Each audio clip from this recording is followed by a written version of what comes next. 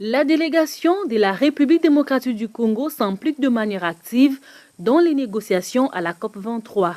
Réunis dans le cadre d'une séance d'échange autour du plan national d'adaptation au changement climatique, les négociateurs congolais préconisent la politique de mobilisation des ressources en vue de faciliter la mise en œuvre de ce plan national d'adaptation sur le terrain. Donc la RDC doit formuler une requête pour obtenir ces 3 millions de dollars pour faire son plan national d'adaptation qui lui permettra d'identifier quelles sont les actions qu'il faudra mener, de les chiffrer et ensuite aller prendre les financements qu'il faut pour les mettre en œuvre. Il faudrait que nos forêts primaires qui contribuent tant à l'équilibre climatique, qu'on puisse tenir compte parce que la notion, c'est vrai, de pollueur-payeur est là, mais la notion aussi de la personne qui ne pollue pas, il doit être payé également.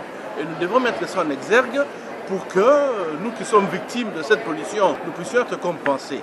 Et aussi faire valoir le poids de la RDC sur l'échiquier international concernant les compensations liées au crédit carbone. Floribo Tamba, coordonnateur des projets au Fonds mondial pour la nature RDC, détermine ici le sens même du niveau d'avancement du PNEA et sont bien fondés pour le développement de la RDC. Il faut absolument que les gens comprennent la démarche que le pays a suivie pour en arriver là.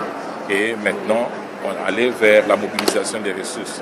Et ça s'est fait dans le cadre du plan national d'adaptation qui lui permet de mobiliser les ressources pour mettre en œuvre ce qu'ils avaient planifié au niveau national. La République démocratique du Congo, qui joue un rôle important dans le cadre des négociations climatiques, est appelée à formuler des requêtes et présenter des projets bancables pour avoir l'accès au financement dans le cadre de l'adaptation au changement climatique, selon l'esprit de l'accord de Paris.